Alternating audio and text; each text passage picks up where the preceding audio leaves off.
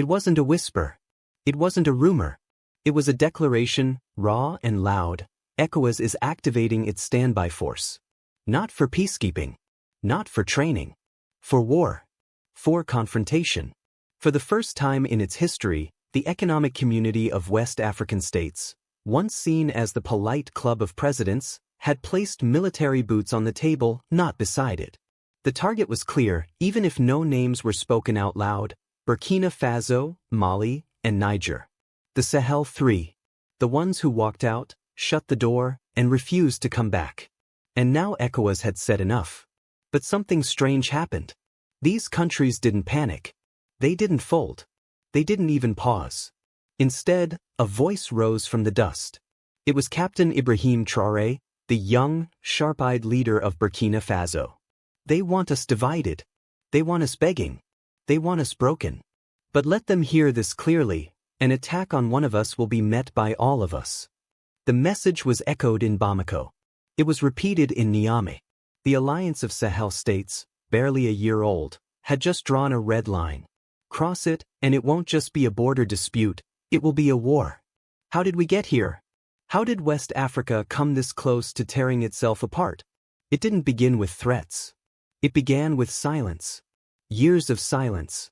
When villages in Mali were burned by insurgents. When mothers in Niger cried out for missing sons. When schools in Burkina Faso shut their doors because war was at their gates. ECOWAS held meetings. Wrote statements. Held conferences in air-conditioned hotels. And the Sahel waited. Then begged. Then bled. For more than a decade, Burkina Faso, Mali, and Niger were overrun by jihadist violence. Armed groups swept through towns. Governments collapsed under the pressure. Foreign troops came and went. ECOWAS, the region's so-called guardian, was slow. Too slow. Weapons were delayed. Peacekeeping missions arrived late, sometimes after the funerals. But it wasn't just the delays. It was the feeling. The feeling that ECOWAS wasn't really listening. That it had become a place where leaders came to protect their positions, not their people. While Mali called for help, Ivory Coast was tweaking its constitution to keep its president in power for a third term. Togo was doing the same. ECOWAS looked the other way. But when Mali's army overthrew its president, after he'd failed to stop the bloodshed, sanctions came overnight. Embassies cut ties. Banks froze assets. The message was clear: protect the seat, not the citizen. That was the moment things began to snap. By the time 2023 rolled around, the Sahel trio had had enough. They didn't want to fix ECOWAS. They wanted out. Together, they signed a mutual defense pact, creating a new bloc called the Alliance of Sahel States, IS. It wasn't just military. It was personal. It was ideological. This wasn't about territory. It was about dignity. "We are not your children," a Burkinabe official told reporters. "We will not be scolded. We will build our own architecture." At first, people thought it was just talk. That these were poor countries, too broken to stand on their own. But then the EES started acting. Joint military drills. Intelligence sharing. Proposals for a Sahel central bank. A common currency. Infrastructure that didn't wait for EU grants. A future that wasn't filtered through Paris or Washington. At the heart of this was Captain Ibrahim Traoré.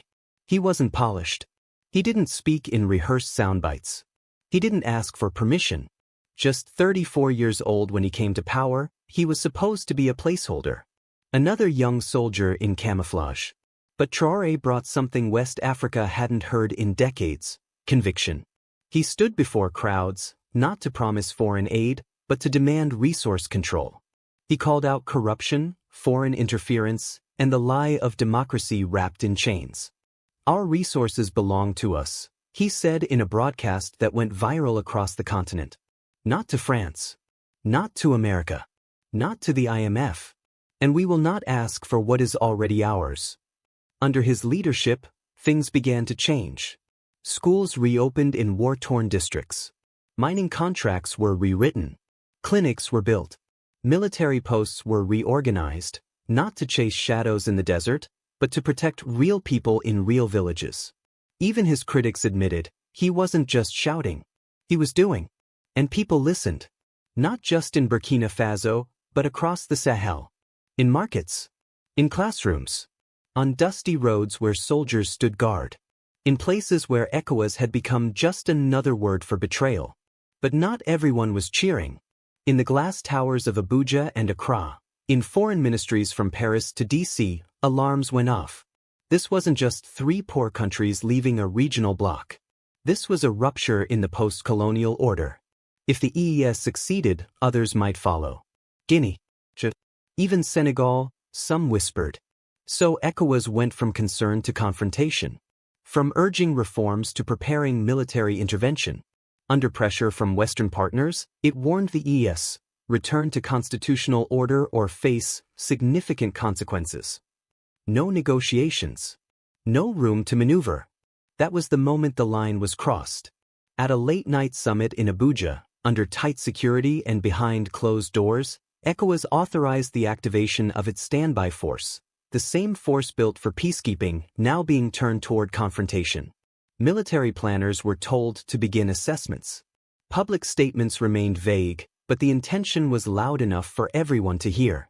And when the news reached Ouagadougou, Captain Traoré didn't reach for diplomacy. He reached for unity. He called his counterparts in Mali and Niger. 3 voices, 1 statement. If ECOWAS sends its forces, they will not face 3 governments. They will face 1 wall. A war had not yet begun. But the match had been struck. And now the region waited, not for words, but for movement. The moment ECOWAS crossed the line, something changed across the Sahel. People who once watched from the sidelines began choosing sides. And most weren't picking ECOWAS. In the streets of Bamako, you could hear it in chants. In Niamey, you could see it on hand-painted banners. In Ouagadougou, the youth wore it like a badge. We choose our own path. For many West Africans, this wasn't just about politics anymore. It was about trust, and ECOWAS had lost theirs a long time ago. Go back a decade. When Mali was being torn apart by armed groups in the north, ECOWAS said they were monitoring the situation. When Niger's border communities cried out for help, they got workshops instead of weapons. When Burkina Faso's farmers fled their land under gunfire, the regional response was deep concern. Year after year, the Sahel asked for action. What they got was delay. Foreign missions with expensive logos and little impact. French troops came and left. UN troops stood by and watched. ECOWAS met in cities far from the front lines and issued communiques no one read. But the people read something else: silence. And silence kills. Then came the hypocrisy. Leaders in countries like Côte d'Ivoire and Togo rewrote their constitutions to cling to power. Third terms became routine. Political opposition was crushed under legal pretense. Yet ECOWAS barely blinked. But when young officers in Mali, Burkina Faso, and Niger stepped in, often after elected governments failed to even keep the lights on, they were called criminals. Sanctions followed fast. Banks shut doors. Trade was choked off. Aid was frozen. It wasn't about democracy, people said. It was about obedience. That's when people in the Sahel started asking, whose interests does ECOWAS protect? By 2022, that question had become a roar. People were tired of watching their countries be managed from the outside. Of watching ECOWAS act more like a middleman for Western powers than a true African Union. The word that kept coming up was sovereignty. Not as a slogan, but as a need. Like water. Like air. So when the Sahel trio said they were leaving ECOWAS, it wasn't shocking, it was inevitable. They weren't just walking out of a meeting. They were walking away from a system. And they weren't walking alone. That's how the Alliance of Sahel States, ACE, was born. In September 2023, the 3 countries signed a mutual defense pact, a promise that if one was attacked, the others would rise in its defense. But the pact wasn't just military. It was moral, philosophical. It said, we are done being managed. We will manage ourselves. This wasn't rebellion for the sake of power. It was rebellion for survival. In place of delayed aid, they built shared security networks. In place of press conferences, they launched joint patrols. In place of vague promises, they made plans. A Sahel central bank, new trade corridors, and a future less dependent on France or the IMF. At the center of it all stood a man who became more than a leader. He became a voice. Captain Ibrahim Traoré. They underestimated him at first. Just another soldier in a beret, they said. A young man with anger and ambition. But Traoré wasn't chasing a title, he was chasing a purpose. His speeches didn't sound like speeches. They sounded like battle cries. He didn't quote think tanks. He quoted struggle. He didn't speak about democracy as a checkbox. He talked about dignity. About children going hungry while gold left the country. About towns abandoned by power, but not by hope. They want us divided, dependent, dying quietly, he said once. But we are no longer silent. And he meant it. Under his leadership, Burkina Faso began to shift. Military strategy was overhauled to focus on protecting civilians. Mining profits were redirected to schools and housing. Roads were repaired. Clinics reopened. People saw not just words, but work. That's why his face appeared on banners in Mali. That's why youth in Niger began calling him our voice. His rise wasn't about charisma. It was about finally hearing someone say what people had been thinking for years. But for ECOWAS, and for its Western partners, Traoré wasn't a hero. He was a threat. Not because of guns, but because of ideas. Because he made people question everything. The borders, the aid, the silence. And when people start asking questions, old systems tremble. So ECOWAS didn't just threaten military action because of coups. They did it because of what the coups represented, a rejection of control. And make no mistake, foreign powers were watching. France, already pushed out of Mali and Burkina Faso, saw its influence shrinking. The EU grew nervous. The US whispered about regional stability. But those whispers came with pressure. ECOWAS, once passive, was now expected to act. To remind the Sahel who held the reins. But the Sahel had changed. It wasn't begging anymore. So ECOWAS went to Abuja. Behind doors guarded by soldiers, the bloc's leaders discussed consequences. One after another, foreign-aligned diplomats urged action. Restore civilian rule. Reverse the exits. Remind the Sahel who's in charge. And that's when it happened. In a midnight vote, ECOWAS gave the green light to prepare its standby force for deployment. It didn't say when. It didn't say where. But everyone knew what it meant. A line had been crossed. This wasn't diplomacy. This was war talk. And when that news reached Ouagadougou, Traoré didn't hold a press conference. He gathered his generals. He called Bamako and Niamey. And a new message was sent. If ECOWAS invades one of us, they will face all of us. This is not a threat. This is a promise. Suddenly, the region felt like a matchbox soaked in gasoline. One spark could set it all off. And somewhere, someone was reaching for the match. The orders had been given. ECOWAS chiefs had drawn up their plans. The standby force, long dormant, once used for peacekeeping, was now being mobilized for confrontation.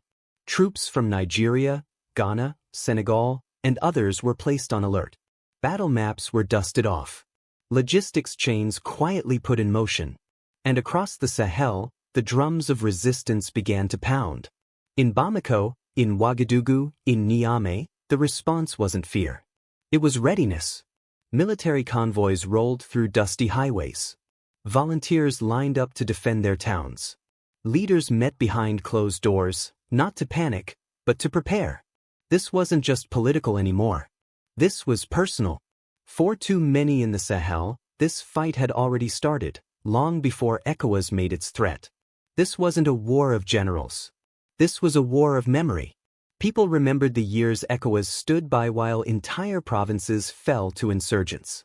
When their cries for help were drowned out by press statements and donor conferences. They remembered the feeling of being abandoned, not just by governments, but by the entire regional system meant to protect them. So now, when ECOWAS finally decided to act, it was too late to be taken as a protector. To many, it looked less like justice and more like revenge. This unlikely alliance of three war-torn, politically isolated countries, had become something more than a bloc. It had become a mirror, showing West Africans what could be possible without the gatekeepers. What it might look like to build without permission. To govern without puppeteers. To define democracy on their own terms. And they were willing to risk everything to protect that dream. "We would rather die on our feet," said a senior Nigerian commander, "than live on our knees under ECOWAS." But the danger wasn't just war. It was what this war represented. On one side, ECOWAS, backed by Western powers, insisting on a return to the old rules. Civilian transitions. Constitutional timelines. Reintegration into a bloc funded and structured by donors in Europe and Washington. On the other side, the ES, rejecting the entire premise of foreign supervision. Claiming legitimacy not from elections organized by outsiders, but from the people who live and bleed in these countries every day. This was the real fight. Who gets to decide what African sovereignty looks like? ECOWAS had its reasons.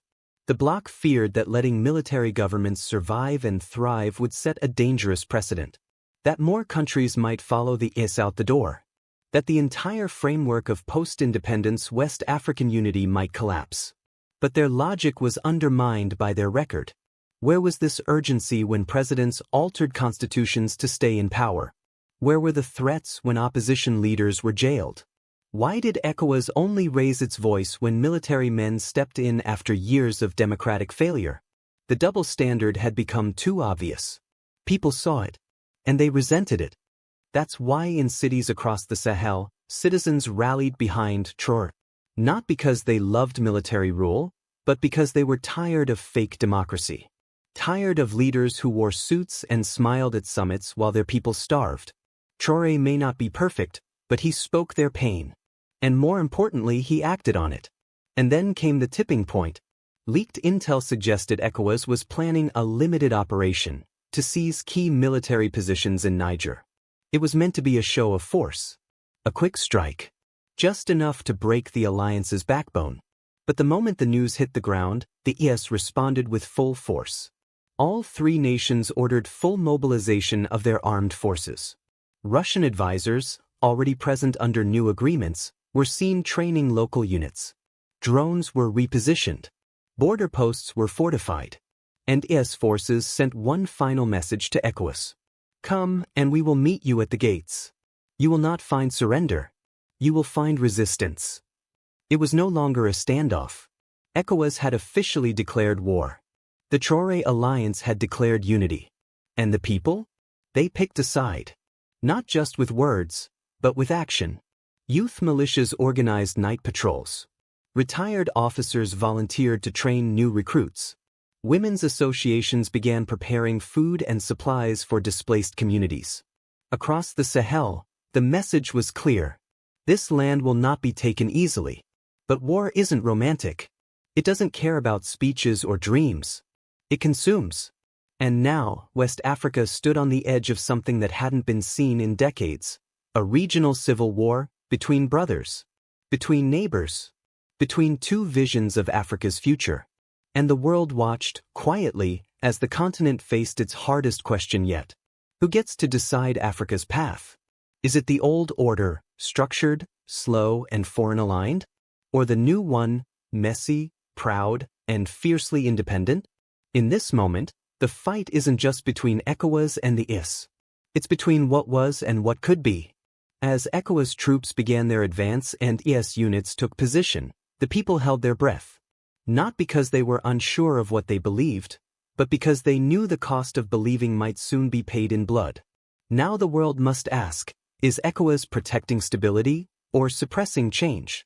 And will it survive this test of legitimacy, or be remembered as the bloc that declared war on its own people? The answer, like the battle, is coming. And West Africa will never be the same.